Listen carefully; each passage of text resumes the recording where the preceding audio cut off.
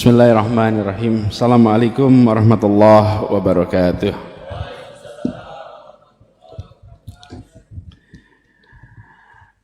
Alhamdulillah. Alhamdulillahilladzi arsala rasulahu bil huda wa dinil haq liyudhhirahu ala dini kullihi wa kafa billahi syahidah.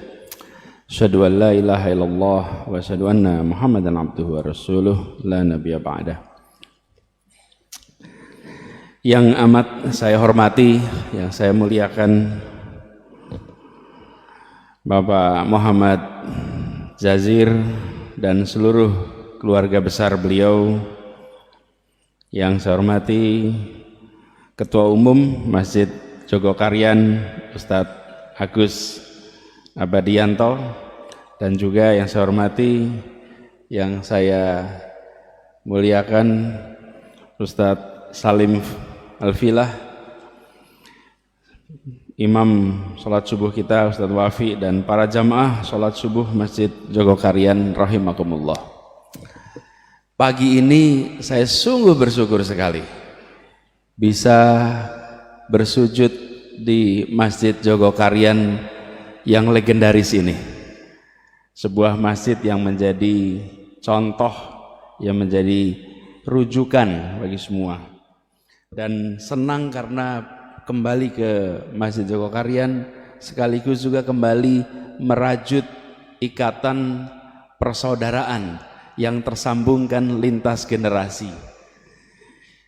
Banyak yang tadi diceritakan oleh Pak Jazir adalah hal yang juga baru bagi saya, karena pada saat itu saya masih terlalu kecil untuk memahaminya.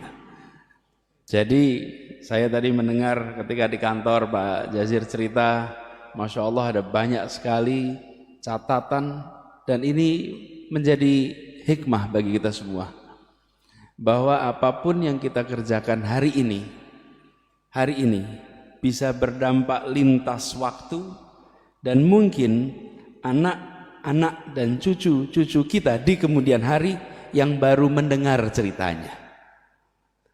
Saya tidak pernah membayangkan bahwa di rumah Taman Yuwono Taman Yuwono itu rumah kami di Ndagen, Pak, Jalan Ndagen, Sosro Menduran. Itu ada sebuah perumahan milik keluarga Haji Bilal.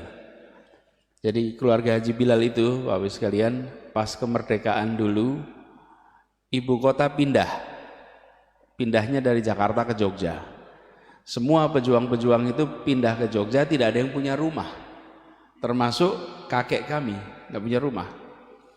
Haji Bilal menyiapkan rumah lebih dari 40 rumah, 20 di Taman Juwono, terus 20 lagi di belakangnya Malioboro Mall itu, dan ada beberapa tempat lainnya. Semua silahkan pakai tempatnya, dan disilahkan pakai sampai waktu yang beginilah kira-kiranya. Tidak ada yang namanya hitung-hitungan, silahkan pakai, gantian pakainya. Nah, termasuk kakek kami yang hijrah ke sini, itu Pak Jazir almarhum Allahyarham Pak AR itu berangkat bersama Agus Salim dan lain-lain ke Timur Tengah untuk mengikhtiarkan pengakuan bagi Republik. Berangkatlah, meninggalkan istri dan 8 anak di Jogja, berangkat ke Timur Tengah. Perjalanan itu beberapa bulan untuk ke sana, sampai ke Kairo, dan alhamdulillah di Kairo lewat perjuangan diplomasi yang panjang keluarlah pengakuan de jure dan de facto bagi Indonesia. Itu adalah pengakuan pertama. Ada negara yang mau mengakui Indonesia. Yang mengakui pertama adalah Mesir waktu itu. Jadi kakek pulang ke Jogja membawa surat itu. Perjalanannya panjang, mampir ke India, mampir macam-macam, pulang sendirian. Dan untuk membawa masuk surat pengakuan itu yang ditandatangani oleh Perdana Menteri Mesir itu, dimasukkan ke dalam kaos kaki, di dalam sepatunya. Ketika di pemeriksaan di Kemayoran lolos, surat itu ada dalam kaos kaki. Karena kaos kakinya nggak diperiksa, yang lainnya diperiksa. Masuk sampai akhirnya singkat cerita sampai ke Jogja, sampai serahkan ke Bung Karno. di Gedung Agung. Pulang istrinya melahirkan anak yang ke-9. Diberi nama Lukiana. Kenapa? Laki Ana. Beruntung saya karena bisa sampai lagi ke sini. Anak sebelumnya yang nomor 8 diberi nama Imlati. Imlati itu artinya Indonesia merdeka lekas akan tercapai insya Allah. Lahirnya 1 Juni 1945. Jadi lahir 1 Juni, beliau masih di BPUPKI, itu semua orang sudah merasakan insya Allah Indonesia merdeka. Bulan Juni itu, Agustus kita merdeka. Tapi belum tahu bakal merdeka apa tidak. Lalu anaknya lahir yang ke-8 dikasih nama Imlati. Banyak yang tidak tahu itu kepanjangan. Indonesia merdeka lekas akan tercapai insya Allah. Yang nomor 9 dikasih nama Lukiana karena laki anak. Lukiana. Istrinya kena malaria, wafat dengan 9 anak di Jogja. Sehingga kakek dan keluarga ketika Republik pindah lagi ke Jakarta, maka kakek kami dan keluarganya tidak pindah lagi karena beliau tidak ada istri, 9 anak dan bayi yang sudah ditemani oleh masyarakat di Jogja dengan support system yang luar biasa, sehingga diputuskan tidak kembali ke Jakarta dan terus di Jogja, dan akhirnya sampai akhir hayatnya berada di Jogja, dan saya jadi tumbuh besar di Jogja karena saya cucu kemudian tinggal tempat itu.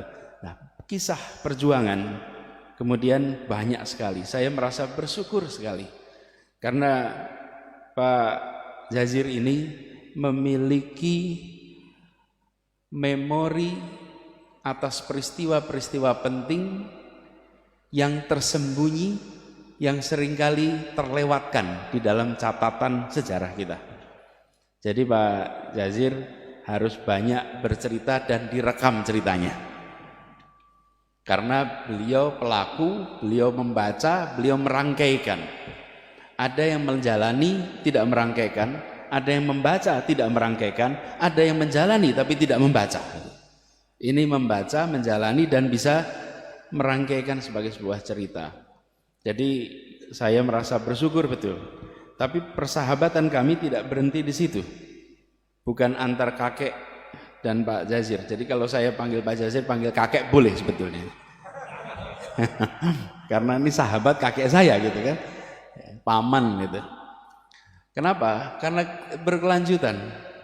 Saya bekerja di Jakarta, kemudian mencoba membangun gerakan Indonesia Mengajar bersama dengan seorang anak muda yang sangat cerdas, alim, cerdas, wawasannya luas, bacaannya panjang, namanya Sofwan, putra dari Pak Jazir. Jadi persahabatan itu menurun. Dan ketika ketemu tidak tahu bahwa orang tua kita itu bersahabat. Menurun. Kemudian Sofwan ini mahasiswa yang menjadi anggota di kampus itu Majelis Wali Amanah.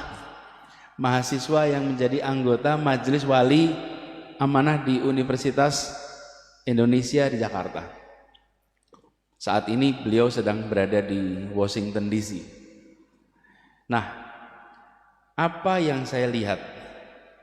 Seorang pejuang, seorang pendidik yang dalam keluarganya memancarkan semua nilai yang diperjuangkan ke publik tercermin di dalam keseharian di keluarganya lewat interaksi saya dengan Mas Sofwan. Karena itu saya bersyukur sekali silaturahmi ini bisa tersambungkan terus. Insya Allah ini banyak hikmahnya dan kita doakan agar Pak Jazir ini diberikan kesehatan terus, dipanjangkan umurnya dan terus bisa menjadi pilar penjaga kekuatan, lokomotif pendorong kemajuan bagi umat. Kita tahu persis Al-Quran menyatakan bahwa kita kuntum khairun ummatin ukhrijatil linnas ta'muruna bil ma'ruf wa tanhauna 'anil munkar wa tu'minuna billah. Kita ini adalah umat yang terbaik. Tapi umat yang terbaik ini adalah bukan status. Umat yang terbaik itu adalah yang harus diperjuangkan. Diperjuangkan kehormatan, tanggung jawab yang harus diperjuangkan. Dan saya menyaksikan, rasa-rasa umat Islam di Indonesia menyaksikan Masjid Joko Karyan ini menjadi contoh bagaimana ketika diberikan amanah menjadi yang terbaik itu diwujudkan di dalam manajemen keseharian. Yang terbaiknya itu bukan status, yang terbaiknya itu bukan statement, yang terbaiknya itu adalah keseharian, kebiasaan yang kalau dalam bahasa rumitnya itu namanya budaya. Budaya itu adalah kebiasaan. Masjid Joko Karyan memiliki itu, dan ini tempat masjid-masjid dari seluruh Indonesia belajar. Saya merasa sangat bersyukur subuh ini bisa bersujud di tempat ini bersama dengan para jamaah semuanya. Insya Allah apa yang dikerjakan di Masjid Joko Karyan ini terus jadi inspirasi bagi semua, termasuk bagi kami yang di Jakarta. Di Jakarta tantangannya tidak sedikit, tapi alhamdulillah Allah selalu bukakan pintu-pintu penyelesaian yang tak terduga. Saya masih bertugas di Jakarta sampai bulan Oktober, karena tanda-tandanya tidak ada perpanjangan.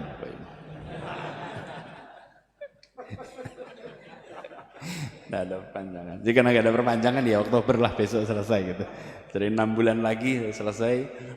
Makanya kami menuntaskan semua janji satu-satu, insya Allah diselesaikan, dan kita berharap, kami didoakan agar semua yang kita kerjakan di Jakarta ini bisa menjadi manfaat bagi seluruh warga di Indonesia. Dan tadi pesan dari Pak Jazir insya Allah saya pegang, karena beliau meneruskan pesan, dan pesan yang sama kami terima Pak Jazir terkait dengan jumlah tahun kuliah. Jadi kalau ditanya SKS-nya ambil berapa? Alhamdulillah ambil 24 SKS per semester. 24 per semester. 18 di dalam kelas, 6 di luar kelas. Jadi yang 18 itu yang tercatat di kantor akademik, yang 6 SKS itu tidak tercatat. Konsekuensinya lulusnya lebih lama. Tapi kita ini termasuk yang menjalankan prinsip kuliah itu bukan soal cepat atau lambat, tapi miskin atau kaya pengalaman. Tapi juga jangan terlalu lama karena jadi semata-mata abadi. Dulu ada istilah mahasiswa abadi ya. Cepat, bukan cepat atau lambat, tapi kaya dengan pengalaman. Bapak Ibu sekalian yang saya hormati, izinkan juga dalam kesempatan ini kami menyampaikan terima kasih, apresiasi pada Ustadz Salim Al-Filah, yang saya berkali-kali berharap bisa kedatangan beliau untuk bicara di tempat kami. Akhirnya malah kesempatannya mendengarkan langsung di sini gitu. Karena beliau jadwalnya padat, kami ingin sekali nanti suatu saat bisa bersama-sama, karena bukunya Ustadz Salim ini tentang Diponegoro itu sebuah inspirasi yang luar biasa. Kalau kita lihat Diponegoro ini adalah salah satu pejuang yang kalau boleh kita runtut Indonesia merdeka itu mungkin awalnya adalah Pangeran Diponegoro. Secara singkatnya begitu. Karena Pangeran Diponegoro melakukan perlawanan, gerakan, karena sebelumnya belum ada perlawanan seperti gerakan Pangeran Diponegoro. Belanda mengalami kebobolan pembiayaan yang luar biasa. Ongkos menghadapi perang itu luar biasa. Perangnya hanya 5 tahun.